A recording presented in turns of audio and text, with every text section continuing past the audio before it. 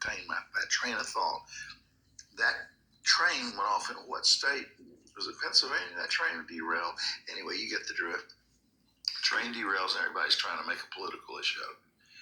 One side takes this view and the other side takes that view. Neither of the twain shall meet. And I've gone over this a million times. Look at my previous videos and you'll know what my political views are. They're different than a lot of people's, but they are unique. It's a special recipe though. I got the same as I do with religion and everything else. A little bit of this, a little bit of that. It's fine. I remember what it was now. So Billy Lee Watson is another cousin of mine. His daddy was a deacon of the Church of God. And he's the one that I remember. I was in his truck. I think I was about 5 or 6 maybe years old. This is the way I remember. When Martin Luther King got shot, I was just a kid. Really. And that's where Google cut me off. The AI, their algorithm, picked up a keyword that could cause a spark. And too many people are looking at my video, and I don't want to create a civil war. We've already got one going. We need to cool it down. We don't need to steam it up. All right, so that was my bad. I should know better. So I've been in positions of leadership before. You say the wrong things, and the next thing you know, you got a group of idiots trying to burn down the Capitol. So yes, words count, especially when you are in a position of authority, okay? Hint, hint. Who do we know that likes to talk and talk bad about his opponents? It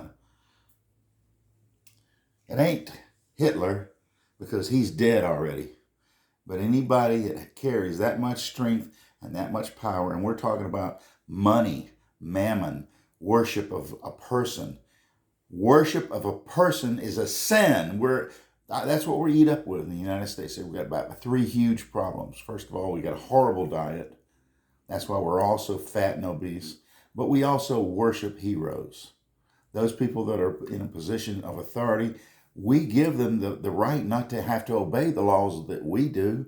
We want them to be gods. That's why we worship them. And why do we worship them? Because of the love of mammon. And mammon, like the Bible says, is the love of money. If you want to be successful, rich, and not have to worry about somebody sticking a knife in your back and stealing your wallet, be poor. Be humble. Your greatest riches are your family. Those are the people that to me, are the most successful. The ones that struggle to have kids and they raise them up right. And as the kids grow older, you look back on as they blossom and bloom and get jobs. Certainly you don't want kids living in your basement. Get them out of your basement. Tell them, get off that damn video game. Go get you a job. Do something, kid. That's the problem.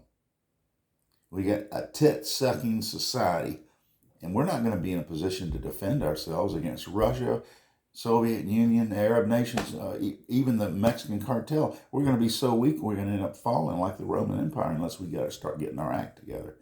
Everybody needs to roll up their sleeves and be a part of something that makes America good. Not necessarily good again, we're already good.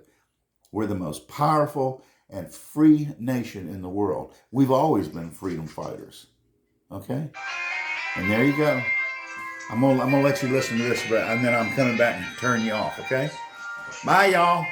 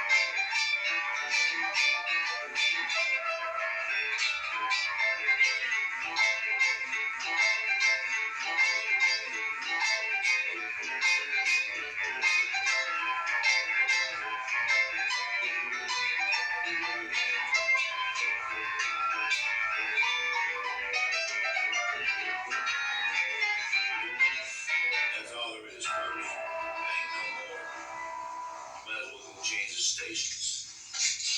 I'm through tonight.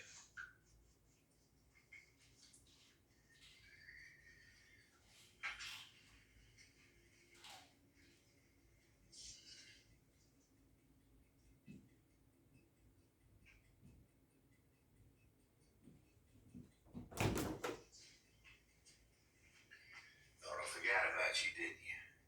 But I didn't.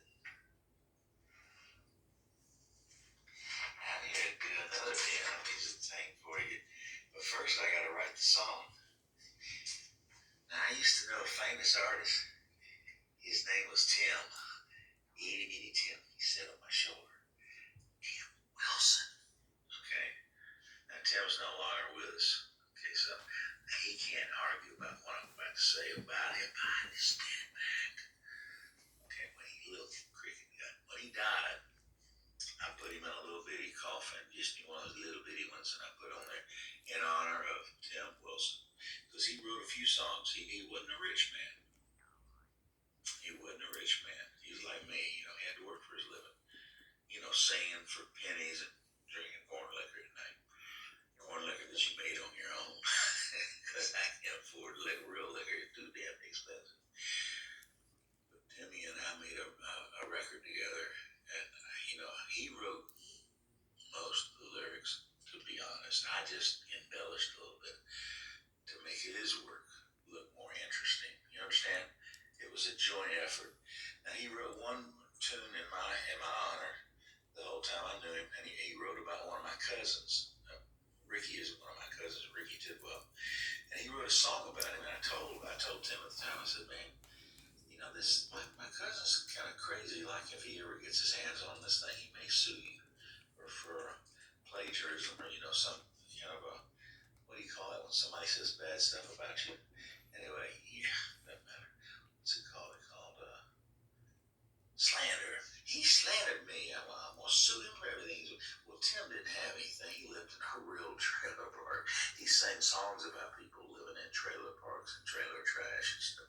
Because he wasn't far from that himself. He couldn't get anything out of him that's worth a damn. His mama, he lived with his mama. His daddy was dead. And hell, she carried a shot. I mean, she rocked on the front porch with a shotgun. A real redneck family. They all were gun-toting hillbillies. Hillbillies that weren't worth a hill of beans. But anyway, they were hillbillies. So, guess what happened? I went to the drugstore last week, and I heard them talking about Billy. They also said he's friends with Ricky. And they went out one night, and now Billy, they always did say he had a big one. But this guy had a huge one. All right? I should have called him Jake the Snake. Because when he pulled that damn thing out, and it rolled out of his trousers, it was 10 feet long. I measured it. It's 10 fucking feet long. It's the biggest thing whooper I've ever seen. So, he'd go to parties, and he'd pull that thing out and roll it across the room, and all the girls would go play with it, make it turn hard, and then he'd pass out from lack of blood. But he had a good time on the way out. He's not living anymore because of these games he played with these women. He had some really kinky shit going on. But anyway, he had a lot to play with.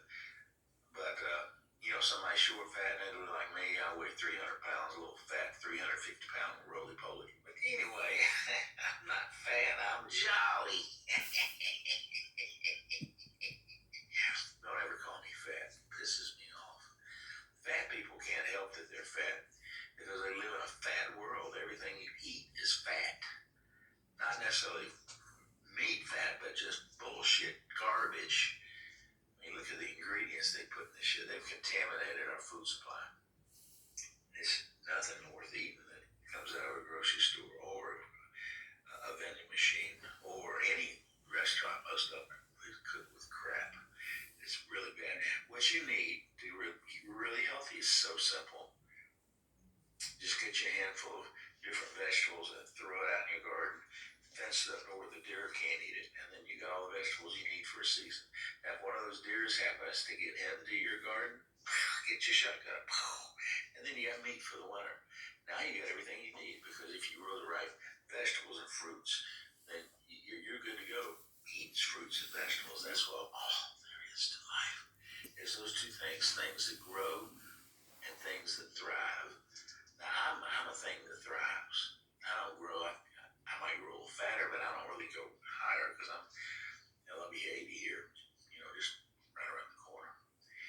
90 before you know it, then I'll be dead. Okay, so my days are numbered. That's only if I live a long time. But you never know, amigo, what will happen when you walk out that door. A damn bowling ball coming down the road and knock you off your feet.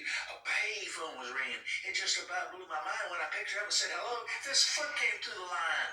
Now, by this time, I was fed up and trying to make a stab at bringing back any help from my friends and Captain Arab. I decided to flip a coin. I'll eat the heads or tails to let me know if I should go back to ship or back to jail. So I hopped my sailor suit and I got a coin to flip. It came up tails and by the sails, so I made it back to the ship. Now, I got back and took the parking ticket off the mast. I was ripped into shreds when this Coast Guard going past. They asked me now my name, and I said, Captain Kidd. They believe me what they want to know what exactly that I did. I sent for the clue. Look, I was employed. They let me go right away. They're very paranoid. Now, the last I heard of Arab, he was stuck on a well. And what the hell does this have to do with my ringing of the bell? But what I'm trying to say is that this is gibberish by Bob Dylan. I would say he's, out of all the artists that I know, he's the number one. Number one. He's the most talented. Tim Wilson is a far distant second. Very far distant. But he was also a poet. He would write the songs and play them sitting on a stool. So I equate him and Bob Dylan very close to being equal as far as creativity. Bob Dylan goes off the charts. He's a genius. Okay, he's the most gifted artist that I've ever had the fortune of even standing close to. I was in one of his concerts one time. I think I got within about 20 feet of him. That's my claim to fame. I'd love to have his autograph, but I'd also love to, have Jesus' autograph, but that ain't gonna happen. And I know it, so I accept it for what it is. It's what you call reality. But anyway, no, I've got liberal views, but one of the things I was talking about earlier, do you remember what that was? I usually don't, but now it's starting to get just right in there, right on it high. And I just, took a couple of swigs of corn liquor, and I'm starting to feel right now. I'm feeling right with myself, and I'm feeling right with God. Okay, so I'm not worried about nothing at this point. Just cruising along. Stay out of my way, and I'll stay out of yours. I'll stay in my corner. Okay. Excuse me. See, you can't get COVID over the internet, and that one good thing about listening to these stupid Zoom things. But what was I talking about? He's telling me to shut up, quit rambling. David, shut up. Quit rambling. Quit your rambling. Okay, now so I'll shut up for just a second. But I got to retain that train of thought. That train went off in what state? Was it Pennsylvania? That train derailed. Anyway, you get the drift. Train derails, and everybody's trying to make a political issue of it. One side takes this view, and the other side takes that view. Neither of the twain shall meet. And I've gone home to listen a million times. Look at my previous videos, and you'll know what my political views are. They're different than a lot of people's, but they are unique. It's a special recipe that I got the same as I do with religion and everything else. A little bit of this, a little bit of that. It's fine. I remember what it was now. So Billy Lee Watson is another cousin of mine. His daddy was a deacon of the Church of God. And he's the one that I remember. I was in his truck. I think I was about 5 or 6 maybe years old. This is the way I remember. When Martin Luther King got shot, I was just a kid. Really. And what happened next was that my uncle made a really snarky remark about Martin Luther King and then turned the radio off. I found out later that by the time we got to our destination, it was all over the radios. You know what? they killed Martin Luther King on that day, and it made a hell of an impression on me. I said, how in the world can we be living in a society where just because somebody's a freedom fighter, we got to go and kill him the same way we crucified Jesus? Seriously. I believe that Martin Luther King was a prophet. If you ever listen to his speeches, you'll agree with me. But anyway, I'm not going to bloviate anymore. I'm going to give you just a few minutes of meditation. Think about this thing and pray that we're not going to have a damn civil war, because if we do, you know damn well that the four great evils of this world are going to descend upon us. It's Russia from the north, China from the far east, the Arab countries from the other direction on the east or west coast, whichever they decide to coordinate with, and then the cartel and the Mexicans and all the others coming in from the south. We've already got open border. It's going to be, they're going to be taking over our country when we're in the middle of a civil war. Wake up, people. Get out your Bibles and let's start praying together and holding hands and loving each other. Let's not fight. This is so fucking stupid. Oh, God, help us.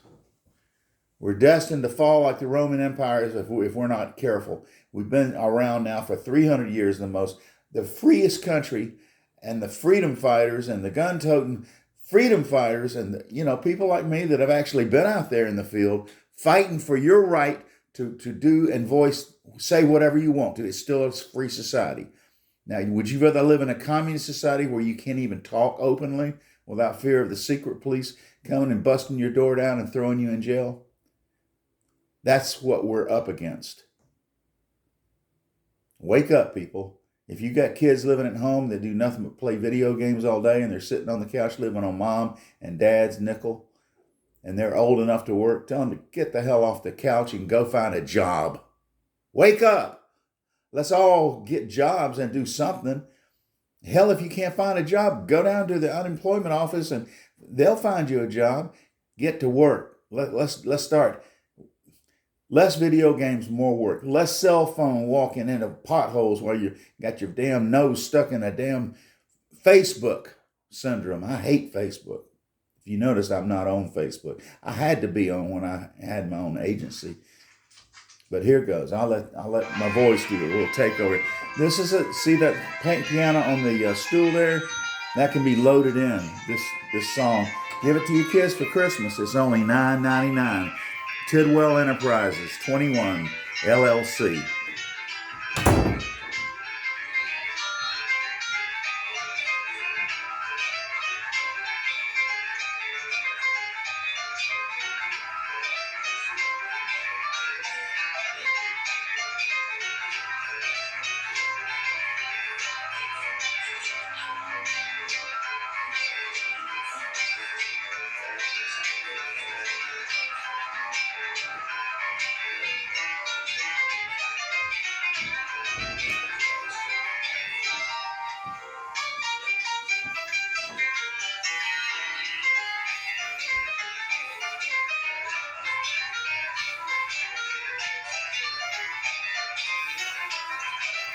I'm gonna act like I'm playing, okay? Here.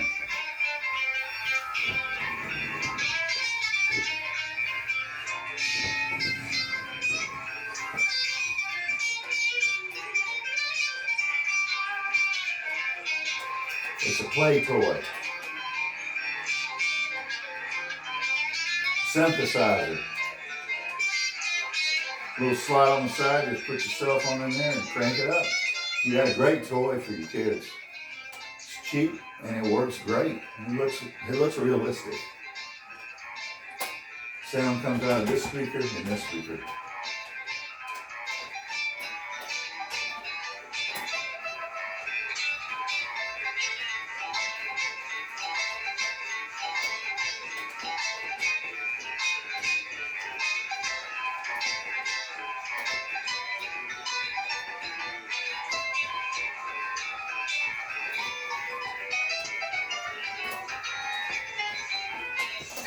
All right. Okay, I've done as much as I'm going to do on this tape. Bye, y'all. Y'all be sweet to each other and don't take any wooden nickels.